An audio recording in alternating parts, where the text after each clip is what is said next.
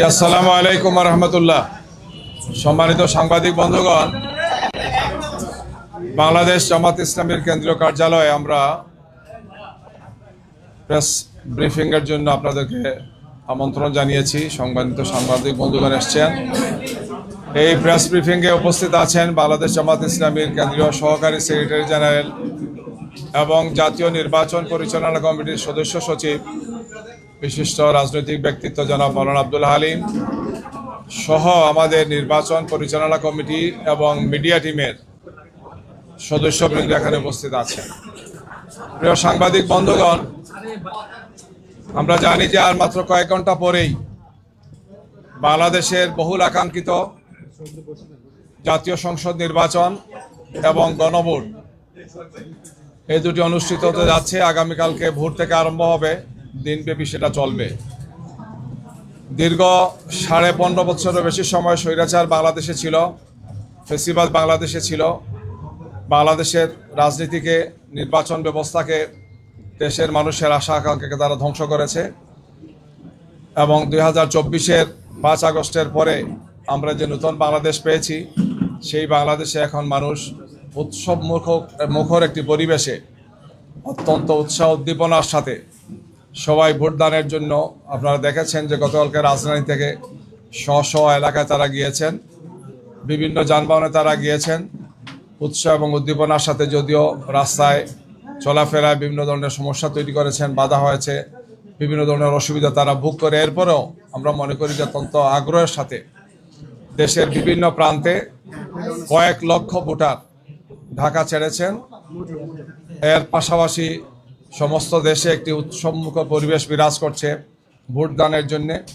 একটি সুন্দর পরিবেশ আমরা আশা করি সব জায়গাতেই থাকবে আগামীকালকে ভোটের জন্য। প্রিয় সাংবাদিক বন্ধুগণ, একই সময় আবার খুবই উদ্বেগজনক কিছু ঘটনা ঘটছে। একের পর এক আমাদের নেতৃবৃন্দের উপর, আমাদের প্রার্থীদের উপর, নির্বাচনী এজেন্টদের উপর, কর্মীদের উপর হামলা হচ্ছে, তাদেরকে ফিজিক্যালি টর্চার করা হচ্ছে, আমাদের অফিসগুলোতে হামলা করা হচ্ছে। একদল সন্ত্রাসী মনে হচ্ছে যে ভোটের এই পরিবেশকে নষ্ট করার জন্য, শান্তিপূর্ণ সুন্দর পরিবেশকে নষ্ট করে একটি অস্থিতিশীল অবস্থা তৈরি করা এবং জনগণকে সুন্দর শান্তিপূর্ণভাবে যাতে তারা ভোট কেন্দ্রে আসতে না পারে, এই ধরনের একের পর এক ঘটনা তারা ঘটাচ্ছেন গিয়ে। গতকালকে রাত্রে ঢাকা 15 নম্বর আসনে এই ধরনের কয়েকটি ঘটনা ঘটেছে। আমাদের অফিসে হামলা হয়েছে, যে আসনে আমাদের সম্মানিত আমিরে জামাত ডাক্তার শফিকুর রহমান সাহেব সেখানে প্রতিদ্বন্দ্বিতা করছেন, সেখানে অফিস হামলা হয়েছে, ভাঙচুর হয়েছে, আগুন ধরিয়ে দেওয়া হয়েছে। এই আসনে আগেও ঘটনা ঘটেছে, প্রতিদিনই কিছু না কিছু একটা ঘটছে। গতকালকে আমরা বলেছিলাম যে সেখানে একটা লিফলেটের মতো ছাড়া হয়েছে, যেখানে দেওয়া হচ্ছে যে আমরা নাকি টাকা বিতরণ করছি, বিকাশ নাম্বার চাচ্ছি, এই সমস্ত কথাগুলো সেখানে ছড়ানো হয়েছে। আমরা নির্বাচন কমিশনকে জানিয়েছি, আপনাদেরকে জানিয়েছি যে আমাদের সম্মানিত আমিরে জামাত সহ জামাত ইসলামীর মর্যাদাকে, ভাবমর্যাদাকে নষ্ট করার জন্যেই একদল লোক, এই সমস্ত অসৎ লোক চক্রান্ত এবং ষড়যন্ত্রমূলক এই কাজগুলো করছেন। গতকালকে পাবনা সদরে আইনশৃঙ্খলা বাহিনীর পরিচয় দিয়ে মাইকিং হয়েছে। কিছু লোকের নাম উল্লেখ করেছেন যে এই সমস্ত লোকজনকে যদি আপনারা পান জনগণ, তাহলে তাদেরকে ধরে গ্রেফতার করে আইনশৃঙ্খলা বাহিনীর হাতে তুলে দেবে। আমরা দেখলাম যে এই যে যাদের কথা বলা হচ্ছে, এরা সবাই আমাদের সেই এলাকার নির্বাচনী কর্মী এবং তারা সামনে এজেন্ট হচ্ছেন, এজেন্টের সব কাগজপত্র রেডি করেছেন। পরবর্তীতে যখন এটা পুলিশের সাথে যোগাযোগ হলো, রিটার্নিং অফিসার যোগাযোগ হলো, তারা বলতে পারলেন না, বললেন আমরা ভিতরে জানি না, আমরা আপনাদেরকে জানাবো। রাতের বেলা তারা কিছু জানার নাই। আমরা আমাদের স্থানীয় সংগঠনের মাধ্যমে সেখানে প্রেস ব্রিফিং করেছি এবং এই ধরনের ন্যাক্কারজনক কাজ করে জনমনে একটা আতঙ্ক তৈরি করা, একটা ঘৃণ্য এবং হীন প্রয়াস আমরা লক্ষ্য করছি গিয়ে। যেখানে সুন্দর শান্তিপূর্ণ পরিবেশ রক্ষা করা প্রশাসনের দায়িত্ব, নির্বাচন কমিশনের দায়িত্ব, সেখানে এই ধরনের ঘটনাগুলো ঘটছে গিয়ে। যাদের ব্যাপারে বলা হয়েছে তাদের কোনো মামলা নাই, ফেসিবাদের সময় তারা বিভিন্ন সময় গ্রেফতার হয়েছেন, মামলা হয়েছে, সব মামলা তারা জামিন পেয়েছেন, মামলা প্রত্যাহার হয়েছে।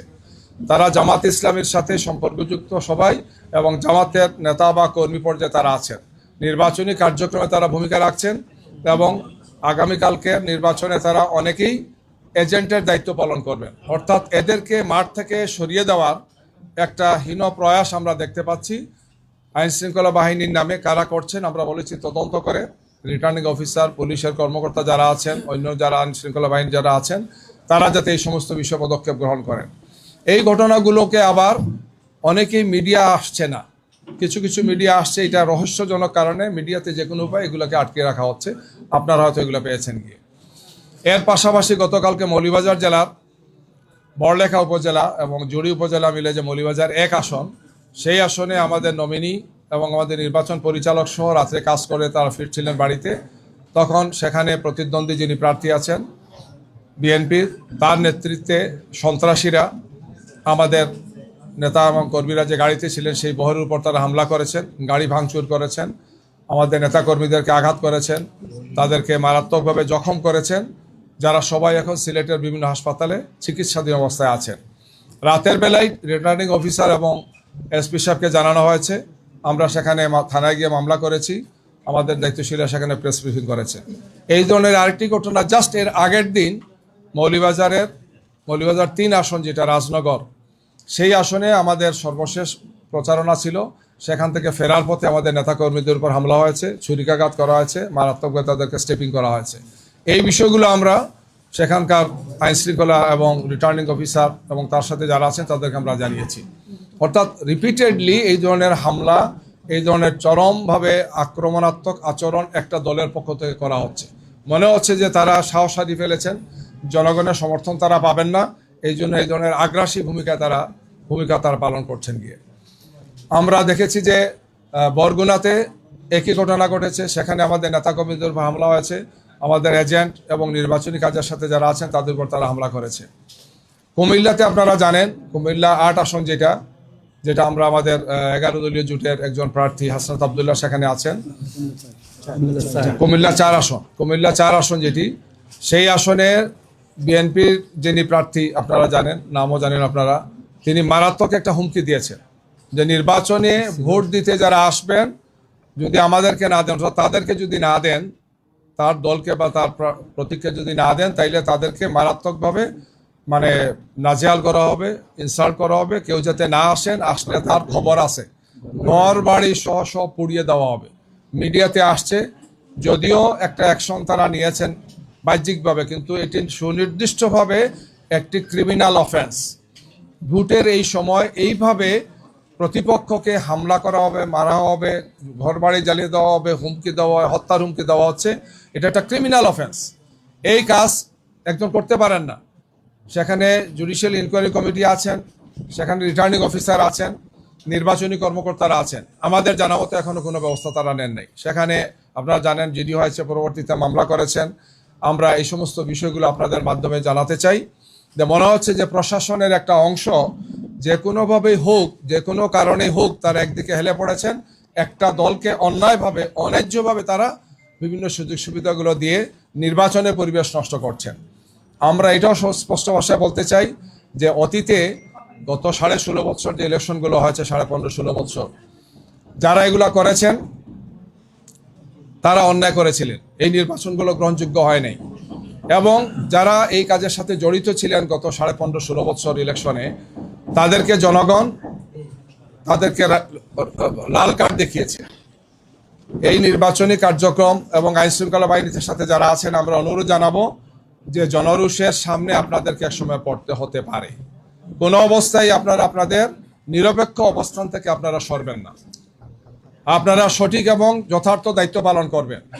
কোনো অবস্থায় যদি আপনারা এই ধরনের একপেশে ভূমিকা পালন করেন, তাইলে জনগণ আপনাদেরকে ছেড়ে দেবে না, জনতার আদালতে আপনাকে দাঁড়াতে হবে।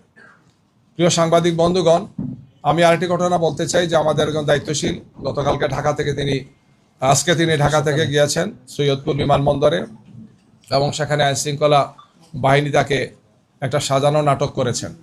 তিনি তার বক্তব্য স্পষ্ট করেছেন যে আমার ব্যবসায়ের জন্য আমি আসা যাওয়া করি, ব্যাংক বন্ধ, আমাকে কিছু লেনদেন করতে হয়, এই জন্য তার সাথে কিছু নগদ টাকা ছিল, যেটি খুবই স্বাভাবিক। একজন মানুষ ব্যবসা করতে পারেন, তার পরিবারের প্রয়োজনে বা অন্য প্রয়োজনে তিনি এটা ক্যারি করতে পারেন। এয়ারপোর্টের মতো একটা রেস্ট্রিক্টেড এরিয়াতে, যেখানে খুবই লিমিটেড মানুষের চলাফেরা, সেখানে একটা নাটক সাজানো হয়েছে যে তিনি এই টাকা নিয়ে যাচ্ছেন এবং এটার বিভিন্ন অর্থ করার জন্য বিভিন্ন ধরনের বলা হচ্ছে নিউজ করা হচ্ছে। ইতিমধ্যে তিনি একজন বয়স্ক লোক, একজন দায়িত্বশীল ব্যক্তি আমাদের, তিনি অসুস্থ হয়ে পড়েছেন মেন্টালি এই টর্চারের কারণে। তিনি এই মুহূর্তে হাসপাতালে আছেন, রংপুর হাসপাতালে তাকে নেওয়া হচ্ছে। আমরা খুবই দৃঢ়তার সাথে বলতে চাই, বাংলাদেশ জামাত ইসলামী তার নীতি নির্ধারণ, তার কর্মপন্থা, তার কর্মসূচি এবং তার সাংগঠনিক কার্যক্রম পরিচালনা সব সময় স্বচ্ছতা এবং জবাবদিহিতার সাথে আমরা ভূমিকা পালন করে থাকি। জামাত ইসলামীর নেতৃবৃন্দকে, জামাত ইসলামীকে বিতর্কিত করার জন্য এই ধরনের অপপ্রয়াস অতীতে হয়েছে। গত 28 তারিখ আমিরে জামাত যখন কুষ্টিয়া থেকে সফর আরম্ভ করেন, আপনারা খেয়াল করেছেন, তখন মেহেরপুর জেলা আমিরের গাড়িতে অস্ত্র পাওয়া গিয়েছে এই মর্মে একটা নিউজ দেওয়া হলো। পরে দেখা গেল 1 ঘন্টার মাথায় সেটা হচ্ছে বাঁশ ছিল, লাঠি ছিল অথবা এই ধরনের ছিল, যেগুলা কাজের জন্য নেওয়া হচ্ছে, অর্থাৎ সেখানে স্টেজের কাজের জন্য নেওয়া হচ্ছে, শাবল নেওয়া হচ্ছে, কুদাল নেওয়া হচ্ছে। 1 ঘন্টার মধ্যে পরবর্তীতে তার গাড়ি দেখা গেল তিনিও গাড়িতে নেই, তার নির্বাচনী কাজে ব্যবহৃত গাড়িতে এই জিনিসগুলো ছিল, কিন্তু বলা হলো যে অস্ত্র তিনি বহন করছেন।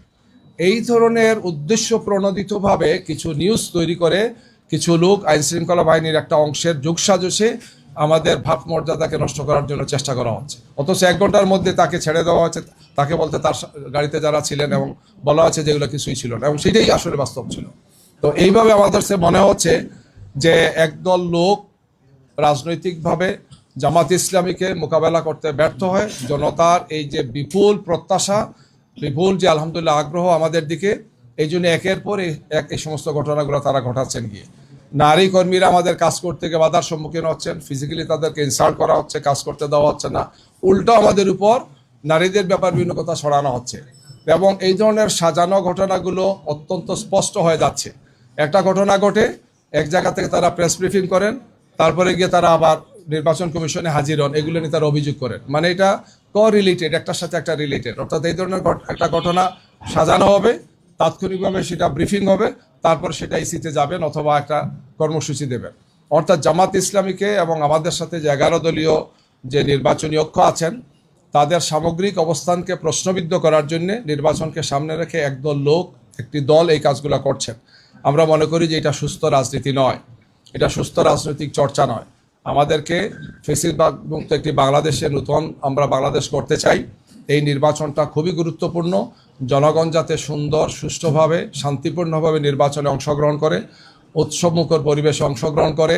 আমরা আহ্বান জানাবো যে দেশবাসী তাদের সবাইকে নিয়ে, আত্মীয় স্বজন সবাইকে নিয়ে যাতে, এবং কি তাদের সন্তানদেরকে নিয়েও যাতে এখানে যান। যেহেতু দীর্ঘ একটি সময় চলে গেছে, প্রায় 1.5 যুগ, আমরা কোনো সুষ্ঠু নির্বাচন দেখিনি। সুতরাং আমাদের সন্তানদেরও এটা প্রত্যাশা আছে এই ধরনের একটি সুন্দর নির্বাচন দেখার। কে বা কারা এই সমস্ত কাজগুলো ঘটিয়ে নির্বাচনের পরিবেশকে বানচাল করার জন্য একটা অপপ্রয়াস চালাচ্ছেন। আমরা দেশবাসীকে আহ্বান করতে চাই যে আমরা অতীতেও স্বৈরাচার এবং ফেসিবাদের বিরুদ্ধে আমরা ঐক্যবদ্ধ ছিলাম। সামনে যদি কেউ এই ধরনের ফেসিবাদী আচরণ করে, বিভিন্ন ধরনের নাটক সাজিয়ে যদি নির্বাচনকে বানচাল করার চেষ্টা করা হয়, তাহলে জনগণ এটাকে ছাড় দেবে না। আমরা জনগণকে সাথে নিয়ে এটাকে মোকাবেলা করব। বাংলাদেশ জামাত ইসলামী আমরা জনগণের সাথে আছি, জনগণকে সাথে নিয়ে আমরা আগেও আমাদের দায়িত্ব পালন করেছি। আগামীতেও নতুন বাংলাদেশ গড়ার ক্ষেত্রে আমরা যুবক, তরুণ এবং বাংলাদেশের সর্বস্তরের মানুষকে নিয়ে আমাদের লক্ষ্যে আমরা এগিয়ে যাব, আমরা সেই প্রত্যাশা করছি। আপনাদেরকে ধন্যবাদ।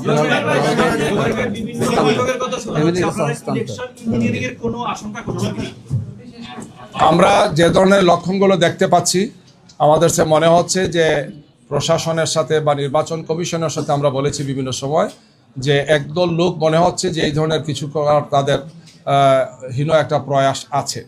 আমরা এগুলো থেকে তাকে বেরিয়ে আসার জন্য আহ্বান জানাচ্ছি। জুবাইর ভাই, একটা প্রশ্নটা হচ্ছে, রাত্রবেলায় ভোট, তার আগে আপনারা এত অভিযোগ করছেন, এত বাধা বিপত্তি পাচ্ছেন, এইটা যদি নির্বাচনের দিনও আপনারা ফেস করেন, সেক্ষেত্রে আপনাদের পদক্ষেপটা কি হবে বা আপনারা কি? আমরা জনগণকে সাথে নিয়ে এই সব চক্রান্তকে অতীত মোকাবেলা করেছি, এখনো করছি, সামনে করবো ইনশাল্লাহ। আমরা অত্যন্ত দৃঢ়তার সাথে অবস্থানে ময়দানে থাকবো ইনশাল্লাহ, আমরা মাথা নত করবো না। জি, ওনারটা শুনে নি। জি, একটি দল বারবার বলছে এই দলটা কারা, আর দ্বিতীয় প্রশ্ন হচ্ছে নির্বাচনের একদিন আগে 24 ঘন্টাও নেই, এই সময় এতগুলো ক্যাশ টাকা নিয়ে কেউ কি আসলে বিমানবন্দর পার হতে পারে নাকি? ব্যবসায়িক কাজে তিনিও বলেছেন, আপনারা বলছেন, এটা আসলে ইথিক্যালি কিংবা তার দিক থেকে কতটা একটা দলের যেহেতু চলাফেরার জন্য এখন গাড়ি ঘোড়ার সীমিত চলাফেরা, বিভিন্ন ধরনের চেক করে বিভিন্ন ধরনের বিষয় আসে এখানে, তিনি মনে করেছেন যে আমার জন্য এটা সেফ, এটা করতেই পারি, আমি আমার ক্যাশ বহন করব, সেটা প্লেনে না ট্রেনে না হেলিকপ্টারে, এটা তার রাইট আছে তার। তিনি তো কোনো অন্যায় তিনি করেন নাই, কোনো ক্রিমিনাল অফেন্স না, কোনো ধরনের কোনো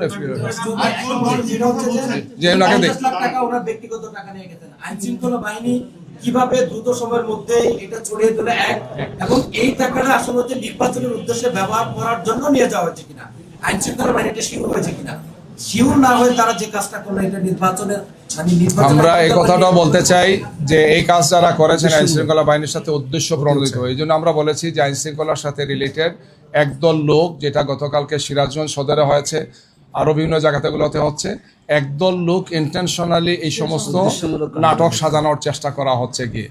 একজন লোক কোনো ক্রিমিনাল অফেন্স করেন নাই, তিনি এখান বলেছেন তিনি একজন বয়স্ক লোক, সম্মানিত লোক, তিনি একজন দায়িত্বশীল ব্যক্তি, এরপরও এটাকে সাজানো মানেই হচ্ছে যে নির্বাচনে যারা হেরে যাচ্ছেন মনে হচ্ছে তারা কোনো না কোনোভাবে জনগণকে বিভ্রান্ত করার জন্য এই ধরনের একটা অসৎ উদ্দেশ্যে কাজগুলো তারা করেছেন।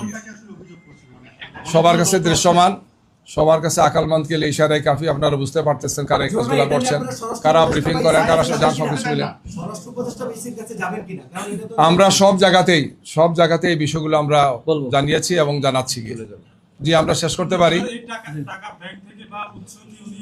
এটা আমরা যথাসময় উনি বলবেন, ওটা ওনার ম্যাটার, উনি বলবেন, এটা কোনো অসুবিধা তো নাই। আমার পকেটে টাকা আছে, এখানে ধরলো যে আপনি কেন, আমাকে একজন সাংবাদিক বলতেছেন আমার গাড়ি আটকাইছে এই কি সময় আগে, তো বলছে আপনার গাড়িতে 2টা ল্যাপটপ কেন, বলে আমার 3টা, তাহলে আপনার অসুবিধা কি, আমার তো 3টাও লাগতে পারে। তো অদ্ভুত প্রশ্ন এটা, একজন দায়িত্বশীল সাংবাদিক আমাকে বলতেছেন যে আমাকে পুলিশ আটকাইছে, বলতেছে যে তুমি 2টা ল্যাপটপ ইউজ করতেছো, না 2টা না 5টা, এটা তো আমার ম্যাটার, এটা কি চুরির জিনিস? এটা এইভাবে অন্যায় কিছু কাজ করছেন আইন শৃঙ্খলা বাহিনীর সাথে রিলেটেড, এবং এরা উদ্দেশ্য প্রণোদিতভাবে করছেন। আমরা তাদেরকে মনে করি যে তারা একটা পর্যায়ে তো চিহ্নিত হবেন এবং জনরুষে তারা পড়বেন, এই কাজ থেকে তাদের বেরিয়ে আসতে হবে। 2008 সালের নির্বাচনের আগে আমরা লক্ষ্য করছি যে একটি দলকে কিভাবে টাকা উদ্ধার কিংবা ছোট ছোট টাকাগুলোকে বিশদ আকারে প্রদান করা হয়েছে।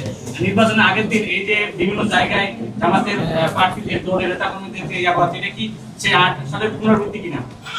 আমরা আশঙ্কা করছি যে এই ধরনের মিডিয়া ট্রায়াল বা এই ধরনের প্রশাসনিক কিছু কাজ করে আমাদের মর্যাদাকে, আমাদের সম্মানকে এবং জনগণকে বিভ্রান্ত করার একটা অপপ্রয়াস অতীতেও করেছেন। তখন করেছিল ফেসিবাদের দোসররা, ফেসিবাদ এবং তার দোসররা। এখন নতুন ফেসিবাদ যাতে এই কাজগুলো না করে, যারা করবেন তারা ফেসিবাদের দোষর হিসেবে চিহ্নিত হবেন। আমরা জনগণের কাছে আমাদের সবগুলো বিষয়কে স্পষ্ট রাখি। জনগণ এটাকে রুখে দেবে। এই ধরনের কোনো যদি চেষ্টা কেউ করেন, 8-এর মতো হোক আর 14-এর মতো হোক আর 18-এর মতো হোক আর 24-এর মতো হোক, বাংলাদেশ ওখানে আর এই অবস্থায় নাই।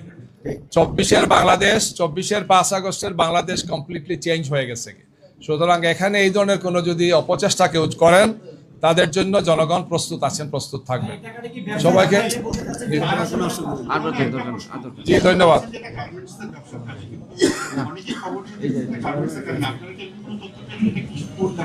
এটা উনি সুস্থ, উনি ব্যাখ্যা দেবেন, কোনো সমস্যা নাই। আমরা ওনার মুক্তি চাই এবং আইন শৃঙ্খলা বাহিনীর সাথে যারা জড়িত কাজটা করেছেন, আমরা অবিলম্বে তাদের ব্যাপারে তদন্ত করে ব্যবস্থা নেওয়ার জন্য কথা বলছি। তাকে মুক্তি দেওয়া, তার চিকিৎসার ব্যবস্থা করা, তার পরিবারের কাছে তাকে ফিরিয়ে দেওয়া, আমরা এটা দাবি করছি। সবাইকে ধন্যবাদ। একটু ব্রিফিং হবে এখানে ইংরেজিতে। জি। Very quickly, I will be stating in English. Of course, our Assistant Secretary General has highlighted issues in Maulubi Bazaar and Dhaka 15, where Amir Jamaat's constituency, where one of the offices were set on fire, and in Kumilla 4, of course, there was issues and intimidating threats made by the opponents. And of course, in Borguna as well, agents were beaten and hospitalized. And also Kumilla 8, our agents and the associated supporters were beaten and hospitalized as well. In respect of the money recovered at Syedpur Airport. First thing I would like to ask on behalf of Jamaat, to ask yourself a common sense question. A common sense question is, if someone has money with suspicious activity or illegal money, would that person or would you take it through the sophisticated security process? You wouldn't. That is the answer. And how? Second question is that if without any investigation, how can the journalists or the authority come out with a proposal or with a outcome that this is related with election? The Jamaat's position is that this is not related with election at all whatsoever. There has not been any investigation. There has not been any result of the investigation yet. Third question to you: how come the law enforcement agency people let the journalist interview the person without investigation, without completing the investigation?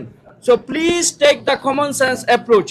This is a ill-motivated propaganda against Jamaat. We urge the people of Bangladesh, and we urge the journalists and the people from all stakeholders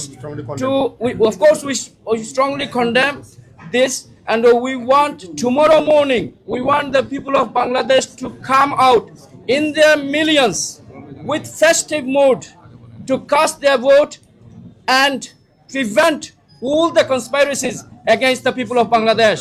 Assalamu alaikum.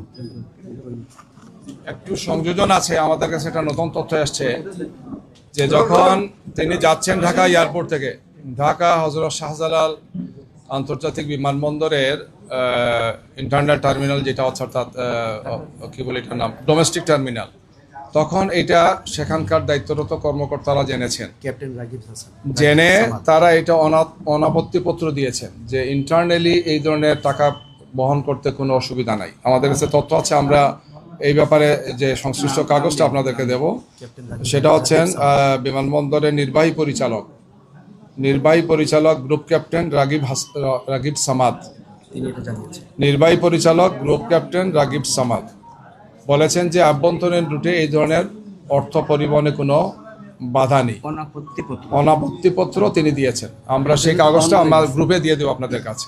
সুতরাং এটা বোঝাই যাচ্ছে যে এটা একটা পরিকল্পিতভাবে একটা ইল motivated এবং জামাত ইসলামীকে, তার নেতৃবৃন্দকে এটা প্রশ্নবিদ্ধ করার জন্য এই কাজটা করা হয়েছে।